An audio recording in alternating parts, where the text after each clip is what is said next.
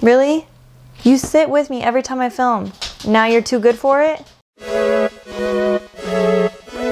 Hi, my name is Adriana, and today me and my dog will be doing the Barkin Bout Books tag. This tag was created by Eric from Break Even Books. He created it in memoriam of his own dog who passed away, I think a couple weeks before I created this tag, so it's a little bit of a somber tag, but I am excited to be doing it here with my pup today. I'll have Eric's original video posted in the description box down below, so you can go check that out and go support him and do this tag yourself. I'll also list out the questions in the description box. The first prompt is, I've got a bone to pick with you. So this is a book where you are enjoying it and then stopped enjoying it. So something you started, I guess, that had promise and then you just kind of lost interest. For me, this one is Annihilation by Jeff Vandermeer. I saw a lot of hype for this book and I did really kind of enjoy it at first. It seemed like kind of a cool sci-fi premise, and then just kind of like not even halfway through, probably like 25% in, it just lost me. Like I got so convoluted and kind of the flowery writing, and I don't know, I just lost interest. And I did end up finishing it, but it took me forever to finish it, and it just wasn't that interesting to me, and I definitely won't be reading any more of, I think it's like a whole series or something, I don't know, but started liking that book, did not finish liking that book. The second prompt is Welcome Home. So this is a book or series that kind of gives you those warm, cozy home feelings. For this one, I thought about picking Percy Jackson, but what I ended up going with was, what I ended up going with was Dolores' Book of Greek Myths. As you can kind of see, it's been taped up on the sides. There's pages falling out. This book is falling apart because I've had it since I was a little kid. My grandparents got it for me. This is what really sparked my interest in Greek mythology. It's a really nice, like, illustrated version, kind of family-friendly version of all the Greek myths. It's really beautiful and really got me interested in Greek mythology from the start, and every time I kind of go through and read some of these from time to time, and it just makes me happy, and it reminds me of times where my grandfather would read me some of these stories before I went to bed at night, and it's really nice. It makes me happy. The next prompt is Ruffin It, so that's name a book with a journey. I have two books for this. The first one is A Woman of No Importance. It's a biography about Virginia Hall, one of the female spies during World War II. It's not like, I guess she's traveling throughout the whole book because she spends World War II in France, in the French Resistance. One part that kind of specifically made me think of a journey is, I guess this is spoilers, but it's nonfiction and it's history, so I don't think it really counts as spoilers. But if you want to read this book and don't want to know anything going into it, just skip like the next 15 seconds. But due to a hunting accident in her childhood, she only had one leg and a fake prosthetic wooden leg, and at one point she is hiking over a mountain pass in, I think, in Spain. So those mountains between France and Spain, I believe. Well, my geography is not great right now, but she's hiking through a mountain pass, and not like a road or like a trail. It's like basically a game path that she's like hiking up and over these mountains with one leg, and like just barely makes it over this mountain pass. So that really made me think of, like, especially Ruffin It, like that's very rough and very impressive, and I would suggest everybody read this book because she was incredible, and I don't know if World War II would have been the same without her. I think that's fairly easy to say, especially on the European front. The other book I have for Ruffin It is one of my absolute faves, and that is The Hitchhiker's Guide to the Galaxy. This is actually the omnibus with, I think, all five of them in here. But I don't know, The Hitchhiker's Guide to the Galaxy is just, I guess this is probably another one I could have picked for Welcome Home, but it just makes me so happy, and it's so outrageous and so much fun, and just taking taking poor Arthur through the universe when he had no aspirations to even leave his small hometown in 1 minute, 37 seconds later. the UK. Jesus Christ, my geography game is off today. So those are the 2 books I have for Ruffin It.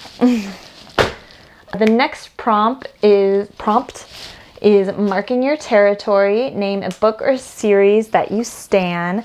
So I think anybody who has watched any tag video I've done or the first video I've done, I am obsessed with the Sigma series from James Rowlands. It's an auto buy for me every time. I've enjoyed every single one he's put out in that series. It's a spy thriller series about these DARPA agents who are, I think it's been described as scientists with guns, but they're all, you know, military trained and highly educated, and it's just a cool kind of science and history and thriller and traveling, and I will forever love and stan that series. The 5th prompt is digging holes, which this guy is very good at. And that prompt is name a book with a plot twist or just like a twisty plot that you really enjoyed. For me, this is actually a book I recently read. It's Relic, the first novel in the Pendergast series by Preston Child. I don't want to say anything more about it because I don't want to ruin the twist for anybody, but I really like that book and it definitely caught me off guard. So, very good book. Number 6 is Stand By Me. This is a book or series that focuses on a loyal friendship. And I think Eric also picked this, but I have to go with the Percy Jackson series. I'm rereading the first one right now, and it just, remembering how incredible those 3 are together as this friendship trio. I mean, it just doesn't get better than that. So I very much appreciate the loyal friendship that was created in those books. Number 7 is Tug of War. So this is a book that you have mixed feelings on, and I think instead of going for like a specific book, I'm gonna go for a little bit of a series right now. So for me, that is Children of Blood and Bone and Children of Virtue and Vengeance. I talked about this in another tag video I did, but I loved Children of Blood and Bone. And I was so excited for the second one. I read it immediately after I finished the first one, and I was very disappointed by the second one. So I'm hoping the third one can kind of bring it back for me. I guess if you haven't read Children of Blood and Bone, it's a young adult fantasy that's based on West African culture or mythology, or the kind of magic system is based in Nigerian culture. It's really cool. It kind of has like a typical kind of fantasy plot where the main character brings magic back to her land after the previous king had killed off all of the magic people in the kingdom. And so she's now bringing magic back, and so that's kind of the focus of the main book. Focus of the second book is building up to and engaging in war with the current monarchy about magic versus non-magic. And so like I said, I really enjoyed the first one. Second one didn't impress me as much. I think I should be doing a third. So hopefully that'll swing it all back around and I will once again love the series. Number 8 is Treats. Nope, didn't notice that. Number 8 is Treats. And that is a book that you are excited about and will reward yourself with reading. I guess I don't really use books as a reward system anymore. I guess I used to do this a lot in college, where if I, finished my homework or read a chapter of a textbook, I would get to go read a chapter of my fun book. Now that I'm out of college, I just kind of read whatever I want. But a book I am super excited for is Scorpion Tail. It's the second book in the Nora Kelly series by Preston Child, and I think it's coming out in January, so it's coming out pretty quick here. So I will be very excited to pick that one up and read it. And so that's all the prompts. So now that's all that's left to do is to tag some other people.